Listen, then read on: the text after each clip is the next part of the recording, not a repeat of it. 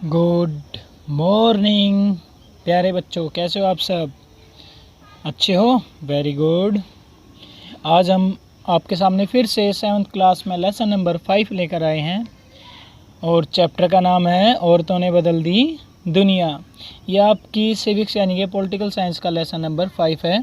इससे पहले के 4 चैप्टर मैं आपको करवा चुका हूँ और उम्मीद करता हूँ आप बच्चों ने देख भी ली होगी वो वीडियो।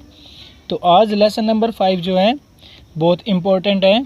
देखो, औरतों ने कैसे बदली दुनिया, यानी कि औरतों ने अपने समाज की, यानी कि औरत महिलाओं के समाज की दुनिया कैसे बदली और हमारे समाज में महिलाओं का क्या महत्व है।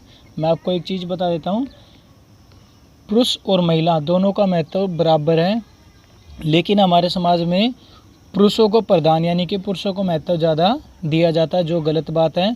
जितना महत्व पुरुषों को दिया जाए उतना ही महिलाओं को भी मिलना चाहिए, क्योंकि दोनों ही समाज के लिए बहुत ज़्यादा महत्वपूर्ण है। अगर इनमें से एक की भी कमी पड़ती है तो समाज का संतुलन बिगड़ जाता है। इसलिए हम आज चैप्टर को ध्यान से पढ़ेंगे।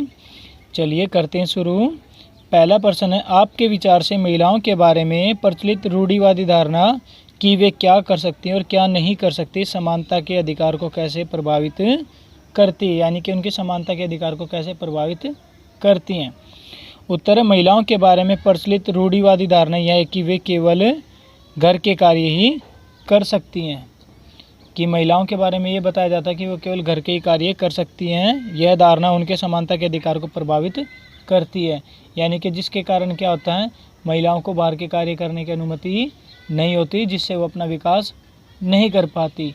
इसलिए कहा जाता है कि महिलाओं को भी छूट मिलनी चाहिए, जिससे वो अपना विकास कर सकें, यानी कि समानता का अधिकार मिले। जैसे पुरुषों को बाहर जाने दिया जाता है, वो काम करते हैं, महिलाओं को भी अधिकार मिले।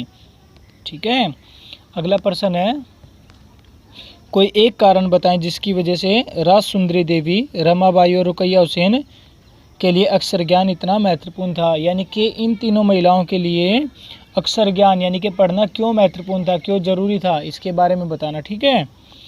राजसुंदरी देवी, रमाबाई और रुकैया हुसैन के लिए अक्षर ज्ञान इसलिए महत्वपूर्ण था कि ताकि वे समाज की स्त्रियों की स्थितियों के बारे में सवाल उठा सके, यानी कि समाज में जो महिलाओं पर अत्याचार हो रहे हैं उन पर सवाल उठा सकें और महिलाओं को उन अत्याचारों से मुक्त कर सकें और समाज में अपना स्थान बना सके। यानी कि महिलाओं को जो सम्मान नहीं दिया जाता समाज में, उनको सम्मान दिलाने के लिए अक्षर ज्ञान होना बहुत ज़्यादा ज़रूरी था। किन के लिए? राजसुंदरी देवी, रमाबाई और रुकैया हुसैन बेगम के लिए।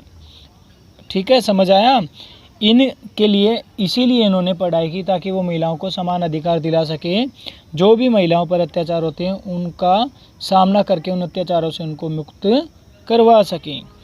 अगला प्रश्न है, निर्धन बालिकाएं पढ़ाई बीच में ही छोड़ देती हैं क्योंकि शिक्षा में उनकी रुचि नहीं है। यह पृष्ठ पर दिए गए अनुच्छेद को पढ़कर स्पष्ट कीजिए कि यह कथन सही क्यों नहीं है। देखिए, यह कथन सही नहीं है क्योंकि वे फीस नहीं भर पाती तथा उनके साथ भेदभाव किया जाता है। कि हमारे समाज में क्या किया जाता है कि लड़कों के पढ़ने के लिए तो फीस निकल जाती है, लेकिन जब बात लड़कियों की आती है तो ये सोचता है समाज कि लड़कियां क्या करेंगी पढ़ के, अगले घर जाना है, चूल्हा चौखट करना है, घर के काम करने, तो उन्हें पढ़ने के लिए पैसा नहीं देते ज़्यादातर, मतलब कुछ परिवार। साथ ही साथ उनके साथ भेदभाव किया जाता है कि 10वीं तक पढ़ाकर, 12वीं तक पढ़ाकर उनको उनकी शादी कर देते हैं। तो इसलिए ये समानता के खिलाफ उनकी ऐसा नहीं होना चाहिए। ठीक है। महिलाओं के द्वारा व्यवहार में लाए जाने वाले संघर्ष के 3 तरीके बताएं कि महिलाएं अपने अधिकार के लिए किस प्रकार संघर्ष कर सकती है, उसके 3 तरीके बताने। देखो, बहुत ही सिंपल सा है। महिलाओं द्वारा जुलूस निकाल कर, देखा होगा ना, हाथ में डंडे लेकर, बैनर लेकर जुलूस निकालते हैं। नंबर 1। नंबर 2, हड़ताल करके, और नंबर 3, नुक्कड़ सभा करके, यानी कि गली मोहल्ले पर नुक्कड़ सभा करके लोगों को जागरूक करके वे अपने ऊपर हो रहे अत्याचार का विरोध कर सकती है और अपने आप को समानता यानी कि सम्मान का महत्व यानी कि सम्मान दिला सकती है। ठीक है। अब छोटे प्रश्न, इसमें उल्लंघन क्या होता है? उल्लंघन होता है कोई कानून तोड़ना। जब कोई ज़बरदस्ती कानून तोड़ता तो क्या होता है? उल्लंघन करना। भेदभाव से आपका क्या अभिप्राय है? जब हम लोगों के साथ कोई समानता व आदर का व्यवहार नहीं करता, कि मतलब जब हम किसी व्यक्ति के साथ समानता या आदर का व्यवहार नहीं करते तो उसे क्या कहते हैं? भेदभाव। मान लीजिए आपके पड़ोस में कोई व्यक्ति रहता है, ठीक है, आप उसके साथ दुर्व्यवहार करते हैं, यानी कि उसके साथ अच्छे से ना बोलते हैं, और जब भी बोलते हैं तो उसके साथ गलत व्यवहार करते हैं, तो इसे क्या कहते हैं? भेदभाव। और दूसरी तरफ आप किसी और व्यक्ति के साथ अच्छे से बात करते हैं, तो ये गलत बात है ना। इसलिए हमें भेदभाव नहीं करना चाहिए, सभी के साथ समान व्यवहार करना चाहिए ताकि सभी को अच्छा लगे। राजसुंदरी देवी के द्वारा लिखित पुस्तक का नाम बताएं। अमर जीवन। याद रखना, ठीक है। पुस्तक का क्या नाम था? राजसुंदरी देवी द्वारा जो लिखी गई थी, अमर जीवन। अगला प्रश्न है, 1910 में कोलकाता में लड़कियों के लिए स्कूल किसने खोला? रुकैया सखावत हुसैन ने। किसने खोला था? रुकैया सखावत हुसैन ने।